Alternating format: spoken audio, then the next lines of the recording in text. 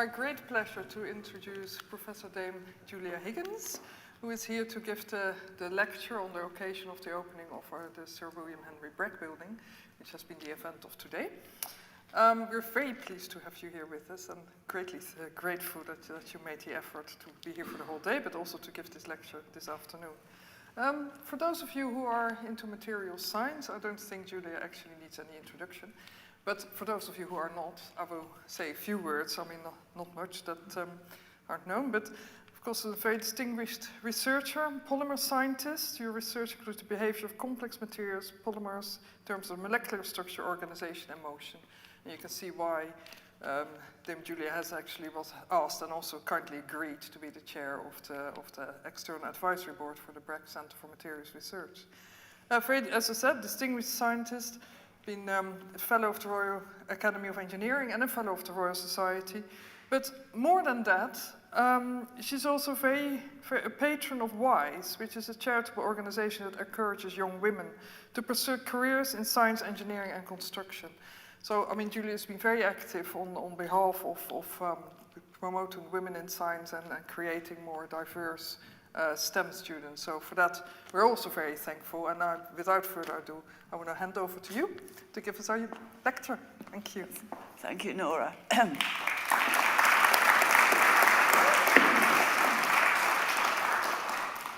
Well, it's very nice to be with you. My voice is barely with me. I shall speak very softly, and they will increase the volume, and I hope will last to the end of the lecture.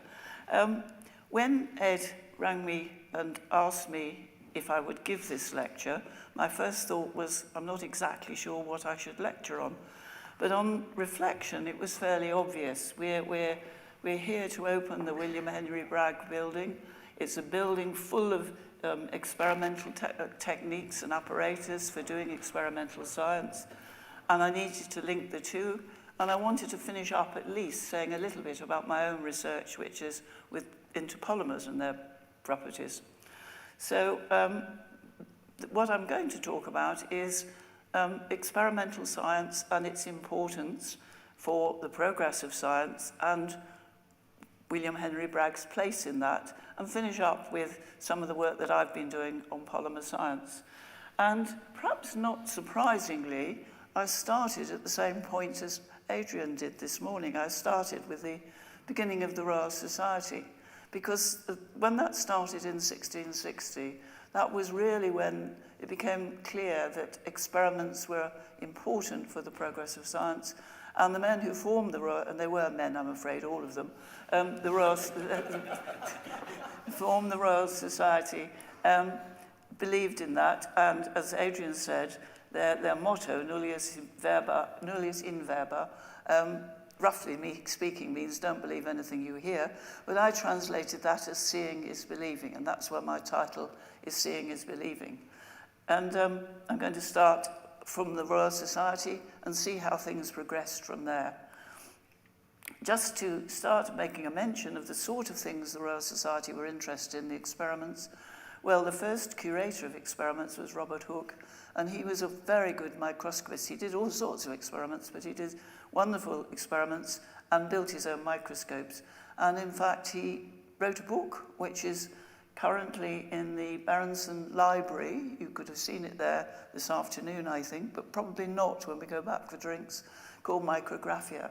He has wonderful pictures of tiny creatures, like that is a flea, I believe. But of course, what he was using as his technique for looking at things was light.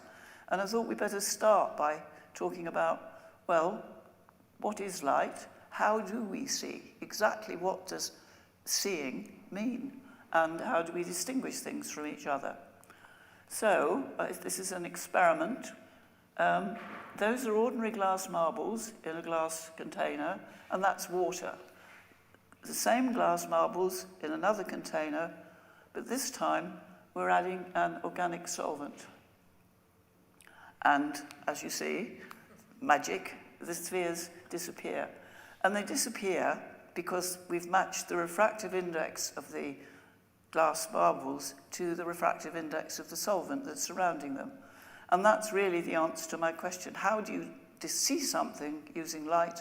You need a difference in the refractive index of the the thing and whatever is surrounding it. If you can do that, then the light changes, it bends as it enters the material, and it gives you an image that you can see with your own eyes.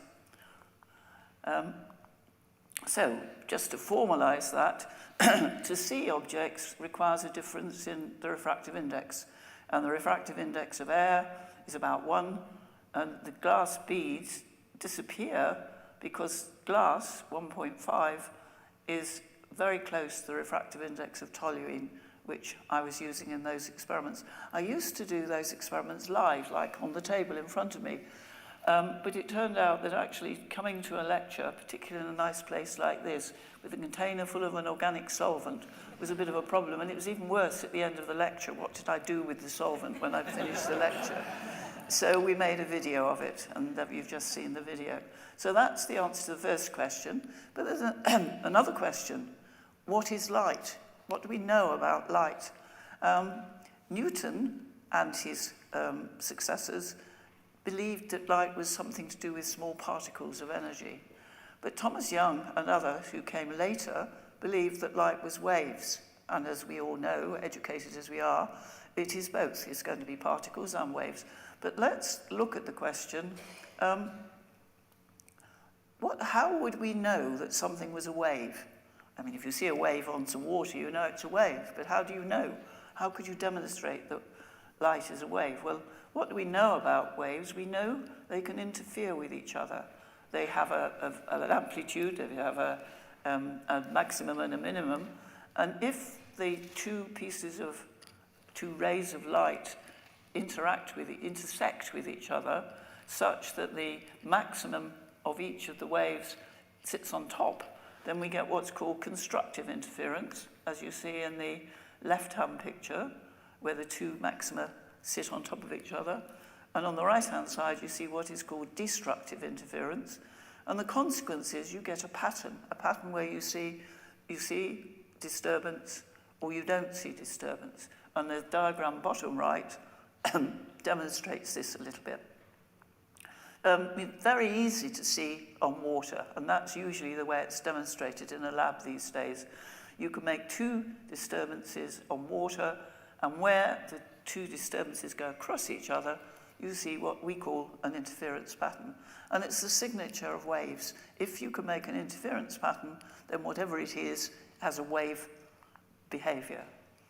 But it was Thomas Young who actually demonstrated this about 100 years later than Newton was doing his experiments on light. And he did it by shining light through two slits. The picture there shows a plane wave coming up to a screen, and it has two slits in it. On the other side, therefore, we have effectively two new waves. And when those waves hit the detector, the vertical P there, then we get what's called an interference pattern. And so Thomas Young did the famous two-slit experiment and demonstrated that light must be wave-like in nature. But let us remember, it also has behavior that is particle-like. And we are looking here at something where we have to remember that waves and particles light can be either waves or particles at the same time. Okay, one final thing from the earliest history. The microscopy was very important, and there was some wonderful microscopy done, but everybody knew that there was a limit to the size of anything that you could distinguish with a microscope. And it was actually, I discovered when I was preparing this lecture, Ernst Abbe in the early 19th century, who explained why the resolution of microscopes was limited, and you can't look at anything very small, and that's because you're limited to seeing something bigger than half the wavelength of the light. And the wavelength of light is typically a couple of 100 nanometers, and molecules, for example, are hundreds of times smaller than that. So there's no way you're going to see a molecule through a light microscope.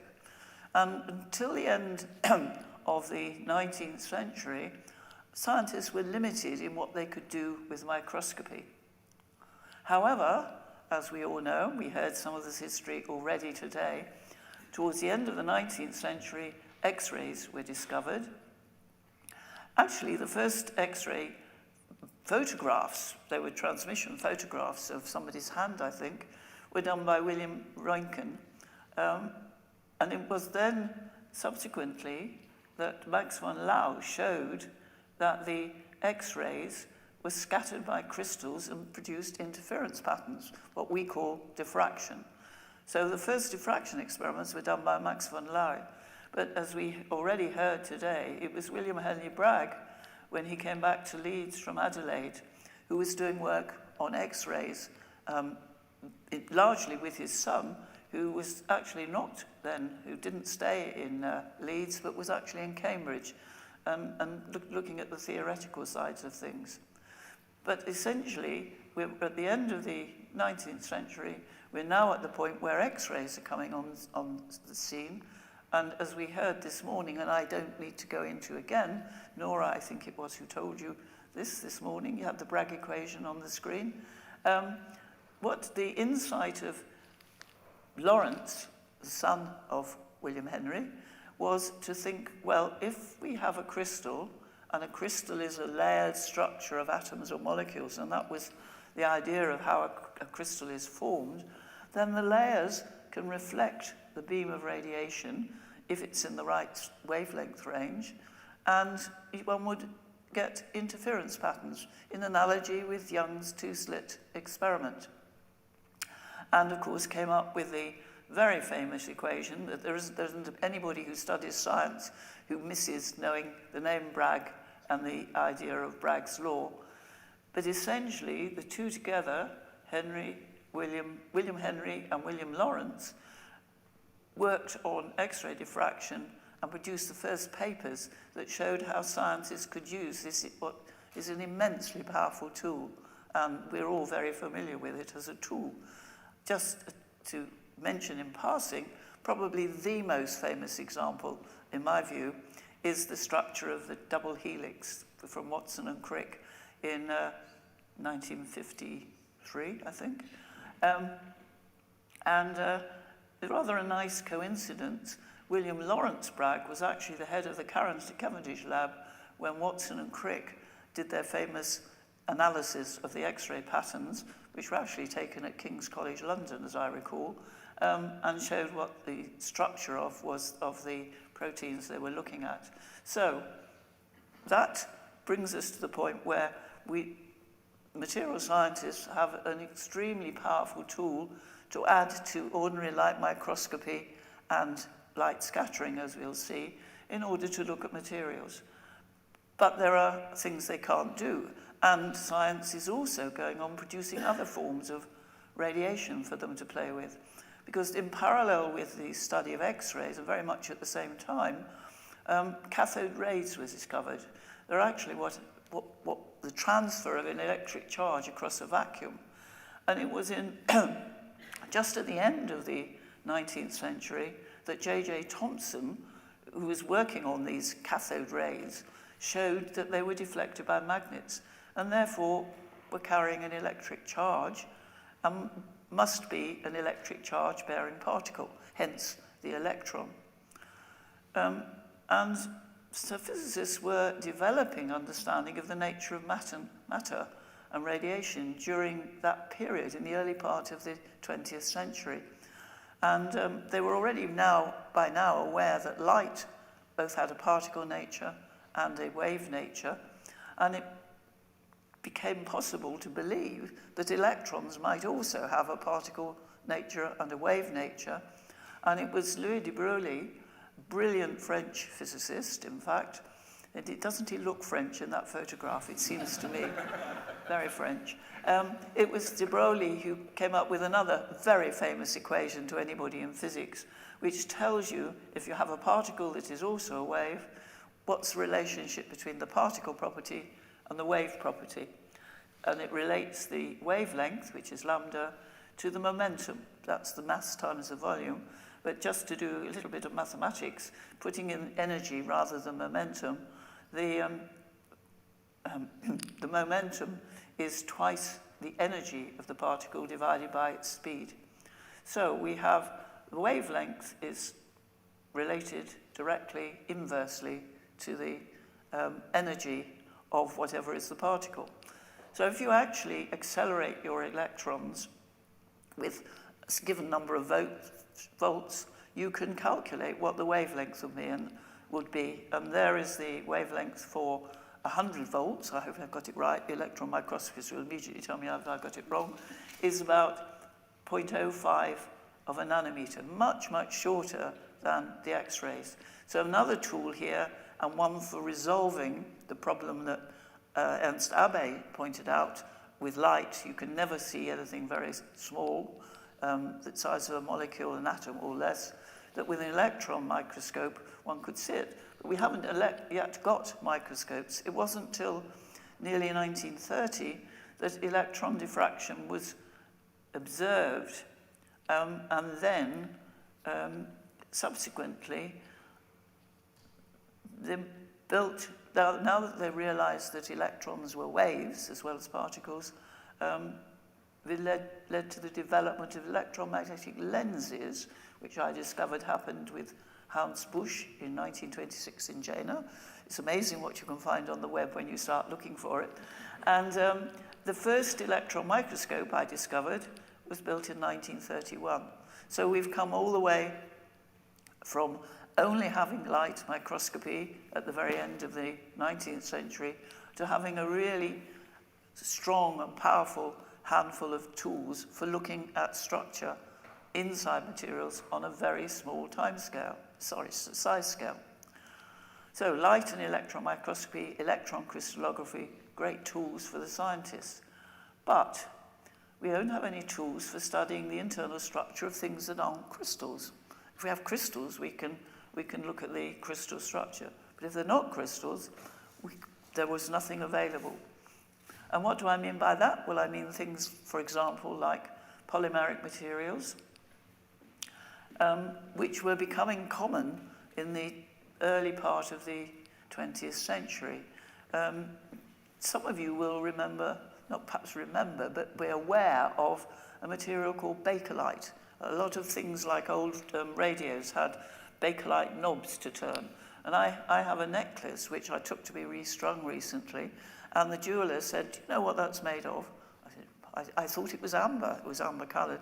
He said, "No, it's bakelite." A lot of jewellery was made from bakelite in the 1930s. But these polymeric materials were being made, and by the Second World War, things like polythene were becoming common. But although the scientists knew what it was made from, they didn't actually know what the molecular structure was like. There are, excuse me, there are the formulae for a whole lot of common polymers: polythene, polystyrene, perspex, which is polymethylmethacrylate, etc. And what is common to all of them is they have a very small molecule as the repeating structure. Somehow or other, the small molecule, like ethylene, forms into a very large molecule. And there were a lot of arguments in the early part of the 20th century as to what that structure would be. Most people thought there were a sort of like a snowball, an agglomeration of a lot of small molecules that were somehow stuck together.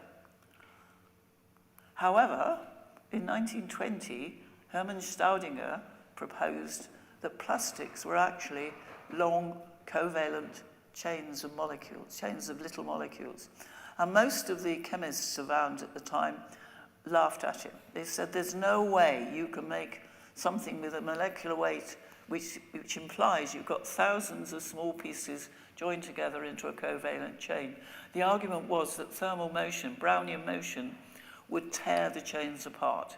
But Staudinger persisted and was proved right and got a Nobel Prize for it.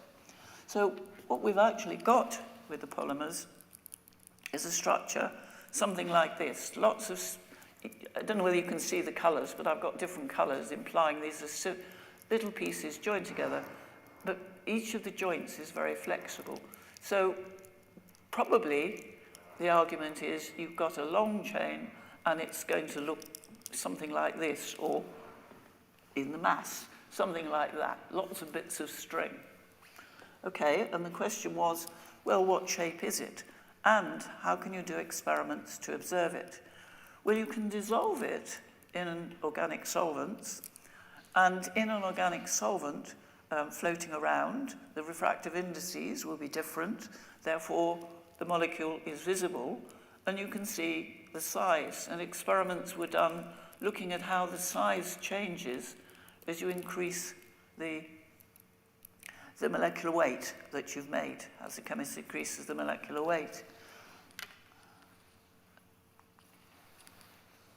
And it was Paul Flory who said, well, the shape and size of the molecules must be related to something that's well known in physics. It's called a random walk. And a random walk is also called a drunkard's walk, for obvious reasons when I describe it to you. The idea is if you set off walking and you take equal length steps, but you no control over which direction you're going. So each of these can point in any direction you like, hence the drunkards. Then if you do enough steps, you can do statistics on it, and the statistics say that the size must increase as the square root of the number of steps. So if you set off and do a drunkard's walk, and that was done for my inaugural lecture many, many years ago. Somebody drew it for me, and if you can't see it, the pub sign is called the Dog and Neutron. Okay? It has a neutron under its paws. Because I'm going to tell you in a minute, we're going to have to introduce the neutron to our toolkit in order to be able to see this. So the drunkard sets off from the pub and walks an X number of steps, and you can predict where he'll finish up only in terms of a radius around the pub. You can't say where he will have actually finished, whether he'll ever get home. Now, the drunkard's walk has a disadvantage when you want to describe a molecule, because if you're a drunkard, you can put your feet in your same footsteps. Your walk can cross itself. But if you're a molecule, you can't actually pass through yourself. You come to a point. So there's something called excluded volume. You can't actually form a true random walk with a real molecule. It has to be slightly expanded. And then in that case, you can calculate it, and it turns out that the size won't go as the square root of n, but it was the number of steps, but it will go as the number of steps to the power 0.6 rather than 0.5. And that was observed in solution quite happily. But of course, the problem was what polymer scientists really wanted to know was not just the shape of the one molecule. They wanted to know what would happen when there were many of them together, when the molecules were actually something like this, a bundle of string, the sort of thing you'd find at the bottom of the drawer when you wanted some string and it'd all be tangled together and you'd have to pull a piece out. What the scientists needed to do was to be able to label one of the molecules in some way so that you could see what shape it was, because Flory, when he did his calculations, said, and other scientists following him, argued that while in solution, the molecule must form this self-avoiding walk, not passing through itself, so the size increases as n to the 0.6. But in a melt, if you're a piece of molecule and you come to another piece of yourself and don't want to pass through it, you have to move off in another direction and you meet a second molecule. Essentially, there's no advantage in not passing or occupying the safe space that your own molecule is in. You're screened out by all the other molecules around. And the basic argument was, in a melt sample, the polymer molecules must form a true random walk. And so if you can make and see the molecules as a function of size, it should, the actual number of steps, the size should increase as n to the half. But of course, nobody could do the experiment. How can you do an experiment when what you've got is a sample like that, and there's no difference between each of the bits of string? Riding to the rescue at this stage comes the neutron. Okay, I've jumped ahead of myself. I need to go back a minute because I want to tell you one other thing about polymer molecules before I get on to how the neutron's going to help. If we actually take my bit of string and now turn it into a piece of polymer, what we know about these things is that they can bounce. If I do this, it has to catch it for me. But let me remind you that the rubbery materials can bounce and they can stretch and they can do all sorts of interesting things. This piece has got a bit elderly and it's difficult to stretch, but I can stretch it. And one of the interesting things about stretching it is it actually gets easier to stretch with time. If I were hanging a weight on it, it would go on stretching. So something's happening to the structure. It's resisting me, but not for very long. And the argument was that the long molecules inside the piece of string are themselves being deformed when I stretch it, but that they quickly, and that produces a force, an entropic force as it happens, but as you wait, the molecules reorganize themselves and therefore relax the force that's needed to keep them stretched. So here, just to demonstrate this, on the left I've got a sample that's rather short molecules. And when it gets stretched, the molecules can very quickly wriggle past each other and go back to their normal shape, the random walk shape. But if we stretch the right-hand sample, the poor polymer molecules, they're drawn as little snakes, get stretched out. They don't like it, to be anthropomorphic about it. And there's a restoring force, but the restoring force reduces with time. And so people who worked on polymeric materials knew about stress relaxation, that's called, or alternatively, if you hang something on it, it will go on deforming with time, and that's called creep. And so basically, there was an argument that the forces that you needed to manipulate your polymeric materials were related to what was happening to the shape of the molecule.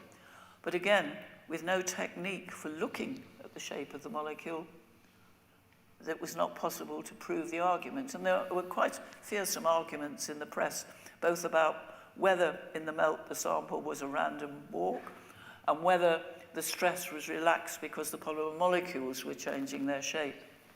And at this point, we need a scattering technique to see it, and we're going to need the neutrons to do it. So I haven't introduced scattering as a technique using radiation, although X-ray scattering was certainly being done during the early part of the 20th century. And I want to tell you a little bit about scattering experiments before I go on to the neutrons. So I'm going to show you a video in a moment. And it's a micrograph. It's looking in a microscope at a sample which happens to be the mixture of two different polymeric materials. And those polymeric materials don't like mixing at high temperatures, and they are happy to mix at low temperatures.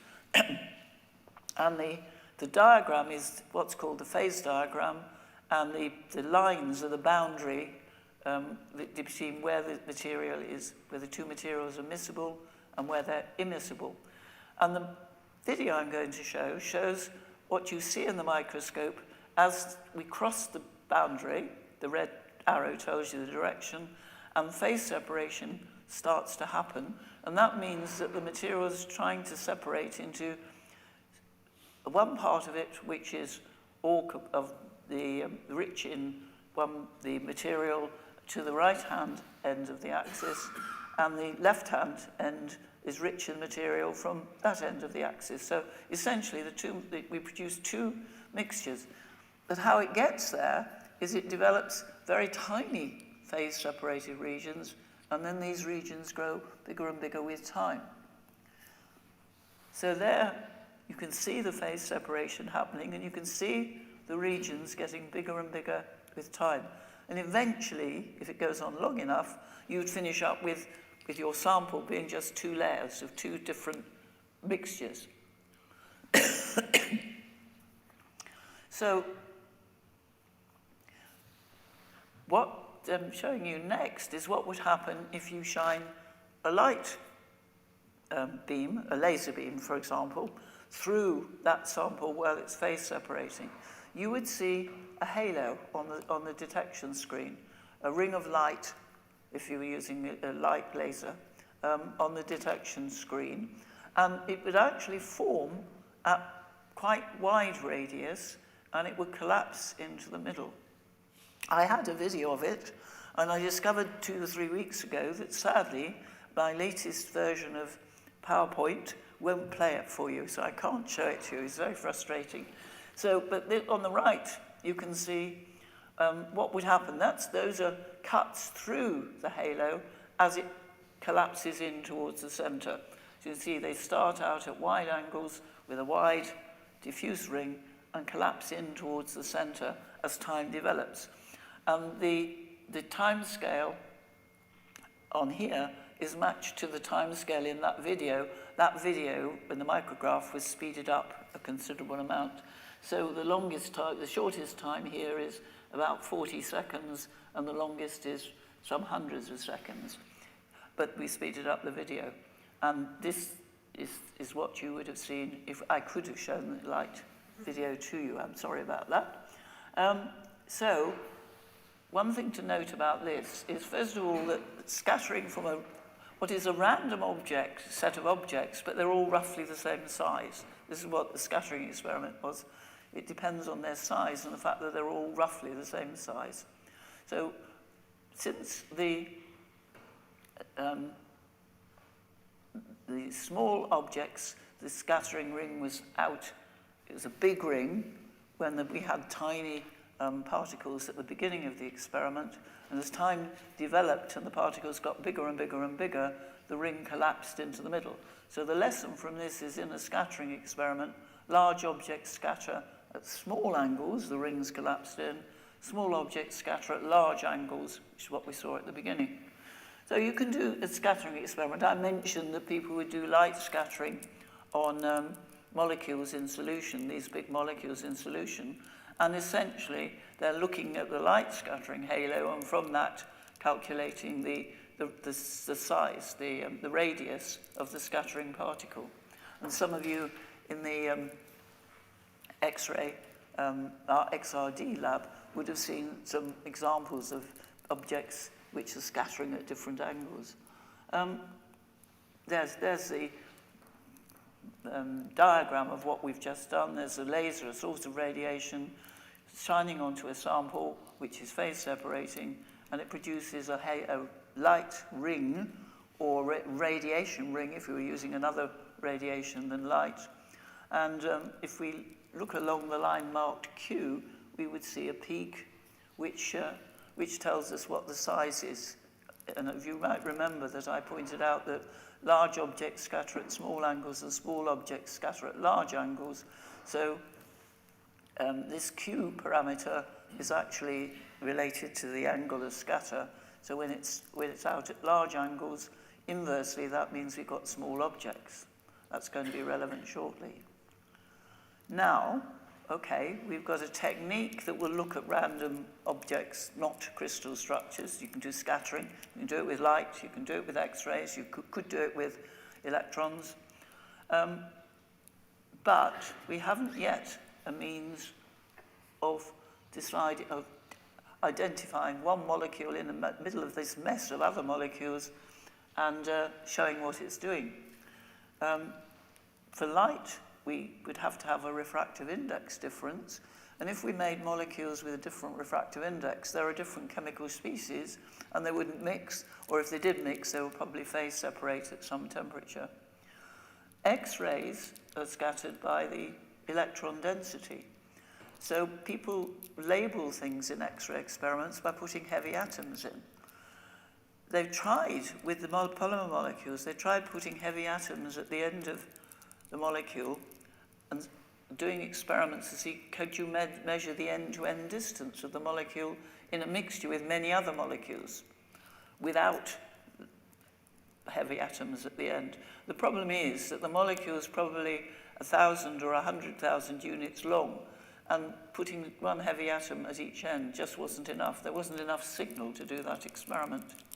So neither of those techniques would allow you to label individual molecules or parts of molecules. And now I can do my, the neutron rise to the rescue. By 1932, James Chadwick discovered the neutral particles in the atomic nucleus and called it the neutron because of that. Immediately, of course, we know, that, and we'll see in a minute, that that's going to act as a wave because it's a small particle, and the de Broglie equation will tell us about it. But just to talk about the history of using it as a scientific tool, of course, the first particles were coming from naturally radioactive materials. Quite quickly, physicists recognized that the possibility of a chain reaction where the nucleus splits and produces some neutrons. Each neutron can split another nucleus, and you can have an atomic bomb, as they built during the Second World War. But equally, people realized you could do a controlled chain reaction that didn't explode, if you got it right. And the first nuclear reactors were actually being built at the same time as the first atomic bombs. The first one was built in Chicago in 1942. The first rather more sophisticated one that we built in the UK was built at the Harwell site in 1956. It was called Dido. I did my PhD work on Dido, not in 1956, I have to say, I'm not quite that old. But the first neutron diffraction results from a crystal, they were actually from a crystal of salt, so they took the biggest crystal they could find, was performed in 1945. So it was quite quick, quite obvious that wave-particle duality was taking place, that the neutrons were waves, and that you could do diffraction experiments with them.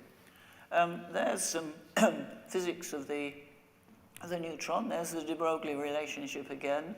Given that most of these neutrons, most of the reactors were arranged to run at thermal temperatures. And once you knew the temperature, you knew the energy of the average energy of the neutrons with thermal energy, kT, and you could calculate the wavelength. The wavelength was 10 to the minus 10 meters, plus or minus, which is about the size of an atom. So here was a radiation that could match the size of molecules and investigate the size of molecules, for example. The neutrons are scattered by the nucleons, not by the electron cloud. So this scattering is not dependent on the atomic number. It doesn't matter how big the atom is, because it turns out that the neutron, the nucleus, scatters rather randomly, varying with atomic number. And in fact, the two that I've ringed are hydrogen with a negative scattering length, that is the measure of the power of the scattering of a given nucleus, and deuterium up above the line, which has a positive value of the scattering length.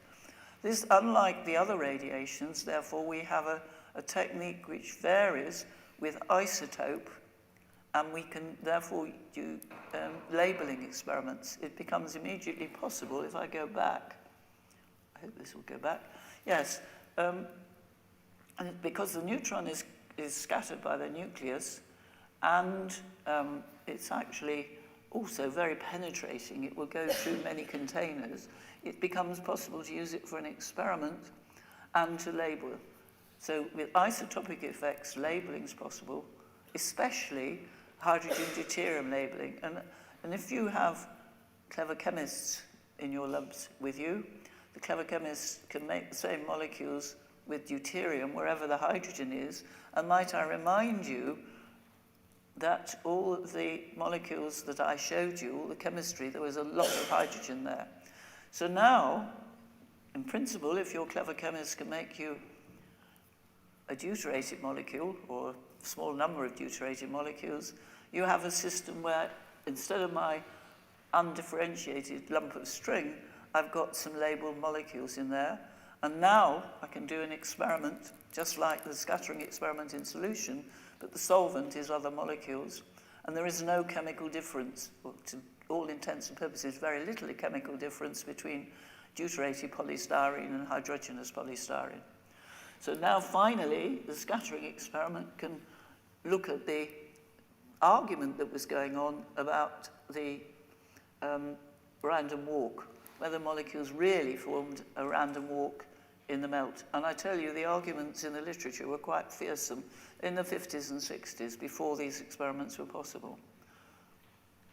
So the neutron beam shining on the sample where there's deuterium shows us as a completely different coloured molecule, effectively. You can imagine you've painted the molecule red.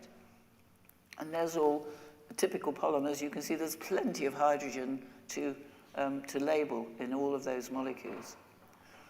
So now we can look at the two questions that one would like to answer.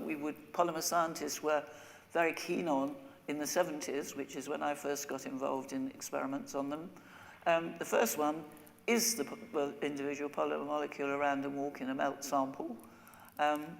Which the question reduces to, is the size proportional to the square root of the number of units in the chain? That is to say, its molecular weight. And the other question was, how do polymer molecules relax after the material has been stretched in some way? So, let me show you the results of those two experiments.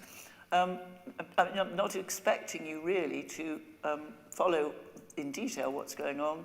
What has happened here is the chemists, I'm in one of the authors there, the work was carried out from Paris and Strasbourg, and the chemists in Strasbourg made a whole sequence of deuterated polystyrene, which wasn't trivial, but because you had to control the molecular weight. However, they made the samples, and then we mixed, for different molecular weights, a small amount of the deuterated material with a lot of the hydrogenous material, and did a scattering experiment just as though we had a solution. The results, which are in the little right-hand picture, are the key, because there's the two experiments there, one with the solvent, the molecules dissolved in the solvent, where the slope is, and we've plotted the size against the square root of the molecular weight, against the molecular weight, but on a log plot, and the slope is 0.6, and underneath the same experiment where the deuterated materials dissolved in hydrogenous material, and the slope is 0.5. At the same time, we were from Strasbourg and Paris doing the experiments. In Grenoble on the ILL reactor, there were scientists from Germany looking at polymethylmethacrylate, and another set of scientists who were looking at polyethylene. And all of these were published at about the same time. And you might say, well, what else do you need to do? But you might remember we wanted to know what happened when the polymer molecules were stretched. So we wanted to look at the effect of deformation on polymer conformation, and more to the point, what happened if you held the molecule deformed, held the sample deformed, and let the molecules relax. So the experiment, I've written it down there, you can see it a bit more clearly than me speaking rather rapidly. We made a mixture again of D and H molecules and used polystyrene. Polystyrene keeps cropping up in the polymer literature there. It's the Drosophila of polymers. It was used for everything. It's very easy to make a controlled molecular weight. It's very cheap, and it's actually easy to get it deuterated. So it appears in all the experiments. People used to say to me, what use is polystyrene? Very little, apart from doing experiments or making coffee cups. You take the sample, you stretch it, you have to melt it. You'll have noticed your coffee cup usually doesn't stretch. You stretch it, or your milk bottle for that matter, you stretch it above the molecular weight, the molecular glass transition, which is 100 degrees centigrade, so it will deform, but then you hold it there for a certain length of time, during which the molecules will probably, we think, are reorganizing themselves, and then plunge it into cold water to freeze it again at that point. So you can vary the length of time that the sample is held stretched, and then you can plot the size against the at the time, the relaxation time. So we've stretched it, weighted, frozen it. Now remember, large objects scatter at small angles and small objects scatter at large angles. So if I stretch this polymer, that's rather good. The computer has warmed the sample up. It's easier to stretch. Novel. So if I stretch this, and I believe the molecules are stretching in proportion to the amount I'm stretching the sample, and then are relaxing back, then if I stretch in this direction, the molecules have got bigger, so I should be scattering at smaller angles. And conversely, if it's got bigger in that direction, presumably it gets smaller in that direction, so I should be scattering at larger angles. So that's indeed what we see. On the left is a contour plot. It's, instead of plotting out the ring for you, those are the intensity of the level at different as you go out through the scattering ring. And on the right, you can see what happens to stretch. If you stretch in the vertical direction, the molecules should get longer, so the scattering pattern should go in towards the center. And if in the perpendicular direction, the molecules get smaller, so the scattering pattern goes out into the larger direction. And those are real data from some of the first experiments we did in about 1980. So by measuring the size parallel and perpendicular to the stretch, we can look at what happens to the molecules while we're stretching the material. And there's the data from those early experiments. And the vertical axis is the size measured as a radius of gyration. That's why it's RG. And the horizontal direction is the length of time we held it stretched before we plunged it into cold water. So you can see the sample was stretched quite a lot, and the molecules became very asymmetrical. They were highly stretched along the stretch direction, and conversely reduced in size along the perpendicular direction. But as we waited, and these are the scale along the bottom there, is the time after stretch in seconds, quite quickly the molecules relaxed back to their symmetrical shape they had in the original part of the experiment. So there were two actually extremely simple experiments, but made possible by a great deal of equipment. The production of a neutron reactor and the production of neutron beams, all required to answer a very simple question, but it simply wasn't possible with the other forms of radiation or sample investigation.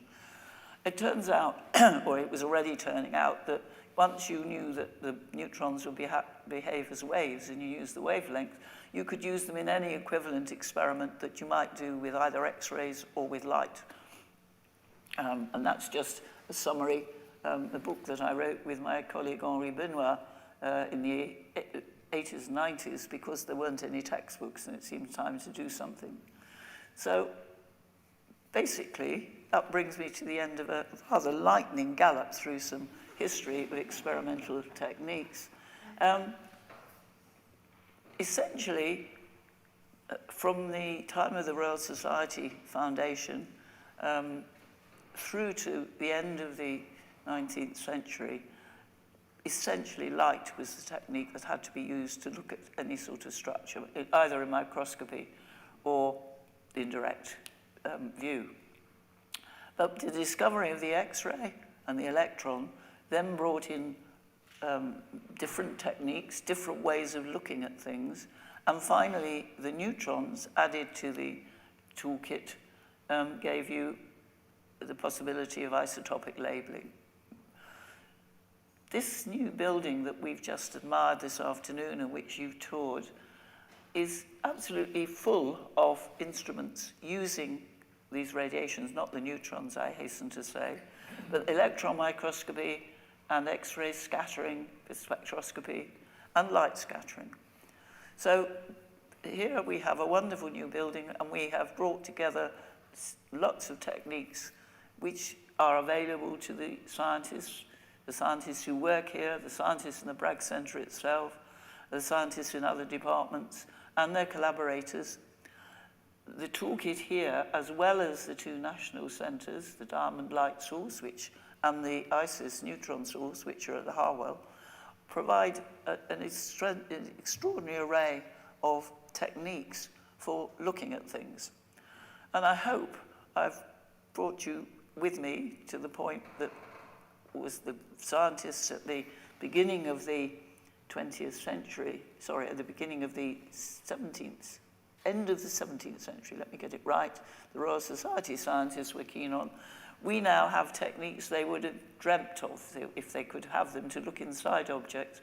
There are all these techniques, and they're here, available for scientists. And I personally think it's a great triumph for the university and all the people who were working with them to finally see what we all dreamt about 5 or 10 years ago come to fruition. So I hope you've enjoyed that gallop through science, and I've enjoyed the day in seeing the opening of the new building, which I personally welcome most warmly. Thank you.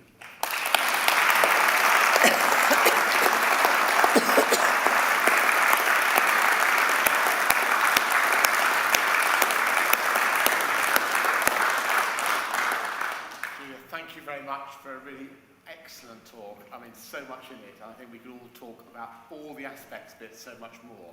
But we did agree beforehand that for the first half of the talk, there may be other people in the room that also could answer questions for us. So that there's a dual answering questions. But my chance to ask, does anyone have any questions they'd like to ask Julia? I think we have microphones if you do.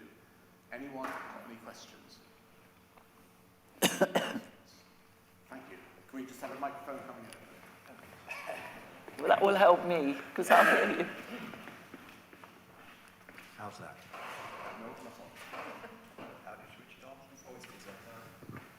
How's that now? From what you were saying, there has been a lot of research on various polymers. Has that research led to new and improved uses of polymers, or completely different uses that weren't originally envisaged? I think on the whole, I would argue that the neutron scattering has tended to conform what we hoped was happening. However, I can give you certainly an example with a direct practical application. My colleagues, friends at Durham University, have been interested in what happens when you actually move molecules around. And when you process a polymer, you tend to force it, you stretch it. One way is to blow giant bubbles, and that's how you get polythene film, actually. Or you might force it through a nozzle in order to make a shape with it. And the question that the scientists were interested in was, how does the actual rheological behavior of the molecules respond when you do that forcing through? So they would make models of what was going on, mathematical models, but they wanted to know whether this was really happening, because they wanted to use those models then to back calculate, to influence the processing. So they made machinery where they had material, deuterated polymer in hydrogenous polymer, and forced it through dyes. They had to do a circular process because they couldn't afford too much deuterated polymer, and then put it in front of the neutron beam, and they could actually see whether their models of how the molecules were changing shape during the processing were actually happening in practice. And this has influenced the design of some of the processing of some of the polymer plants. So yes, there are ways of, it's if you like, there were pretty good ideas of what was going on, but actually seeing it and seeing that it works in practice, and when it doesn't work, when the model broke down. So that's one example. I think actually making new polymers, no, that's much more involved with what's possible in the chemistry. But controlling, I've done a lot of work on mixing of polymers. I mentioned polymers often don't like mixing with each other. And that process of separating into two phases, what you saw through the microscope, is what's often seen in real polymers. When plastics are used, they're often in that phase-separated state. And using the neutrons, you're able to see that structure and see how it was forming. So it's to some extent, it's not doing gigantically new steps, but it's conforming what we knew and giving courage to do the calculation a little bit further. That's the way I would put it. So had there never been any neutrons, we'd still have plastic materials. But on the other hand, I think we've got a much better idea about how to control what we do with them. Thank you. Right, I can't see the back there. There's one in the back there. Whoa. Okay. Let's come on back there. Thank you. Can we just wait the microphone? Sorry. There's no way I'll hear what you're saying if you do. Is that right? Yeah.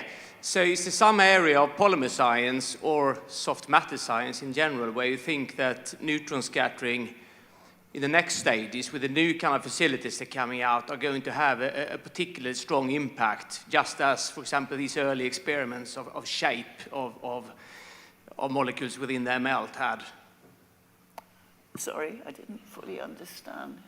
I think it was new instrumentation with new insights. No, yeah, I just wondered if the technique of neutron scattering, is there some examples of where you think that can have a very strong impact going forward for the area of polymers or soft matter?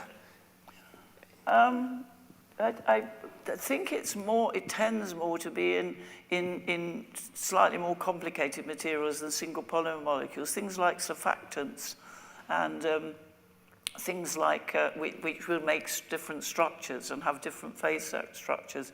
I think the impact will be there rather than in just plain plastic materials. It was to some extent the answer I was giving down here. So as I say, if we didn't have the neutron diffraction, neutron experiments, then I think, I'm not sure it would have made a huge difference to the forward development of the materials. On the other hand, in understanding what you had made, because you can see the structure, I think that's where the value comes in.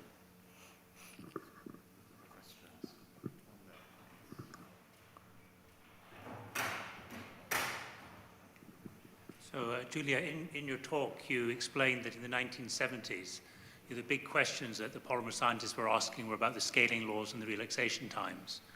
What would you say were the big questions for polymer science today? I think at the moment, the impetus has swung towards chemistry. Can you make whatever it is? Because people in organic photovoltaics, people in a number of areas of materials are asking for polymers with different structures. And I think the emphasis has very much swung, it's swung backward and forward with history, whether it's chemistry or physics. And I think at the moment, it's not so much having a theory of what's going on as being able to make what you would like in order to make things happen. So I think I'm amazed. There's new chemistry coming out, new synthesis of polymers coming out all the time. And I think that's where the emphasis is. Can we make it?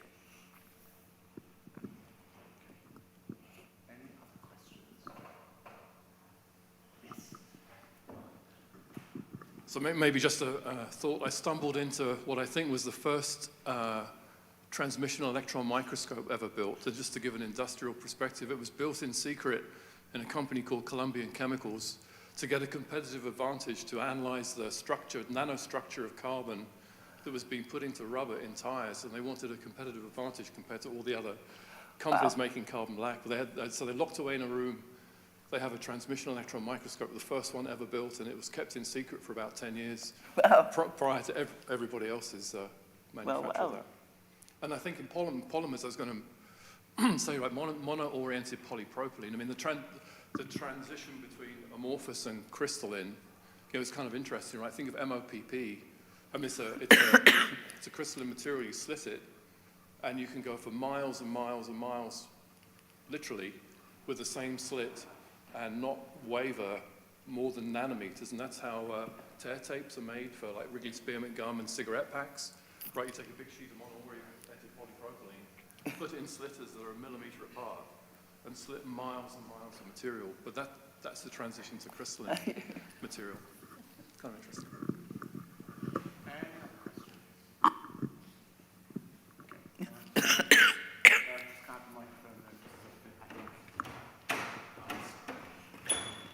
So I just wanted a couple of words of thank yous at the end of this. So firstly, we thank you very much for the talk. It's been an absolute pleasure hearing you speak, as it always is. So thank you very much for that. I think also as we've got the development of the Bragg building, and particularly as we set up the Bragg Centre, which I've been very privileged to direct for the last couple of years, or few years, I want to say thank you as well for Julia for all she's done in chairing the Bragg Bragg External Advisory Board and the External Advisory Board members that are also in the audience today. So, Julia, thank you very much, because I think you've helped us as a Bragg Centre in the university think about what we're doing and develop new ideas. So I think a separate thank you, please, for all you've done helping the Bragg Centre develop over the last probably 4 or 5 years, I think it is now. So can I just say a big thank you on behalf of the university for all Julia's done as well, supporting us as a university.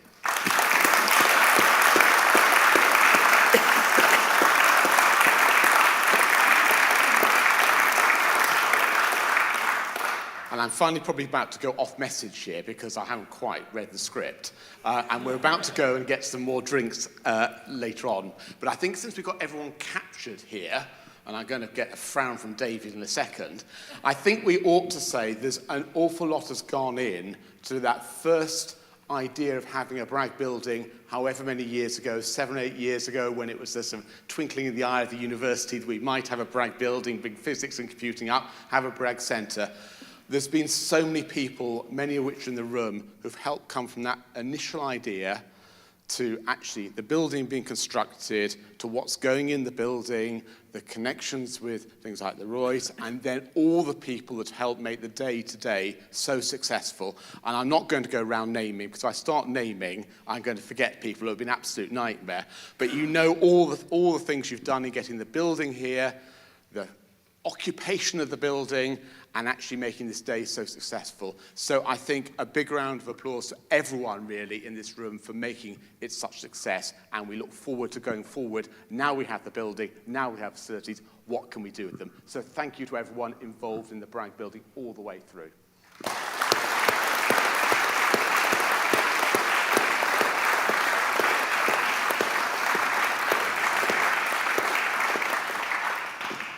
And I believe, if I've got it right, we're now going back to Parkinson Court, and where I think there's some drinks available. Is that right? Have I got this right? So the critical thing is we're going back for a few drinks now. So please do come and meet again and have a few more drinks. So thank you very much.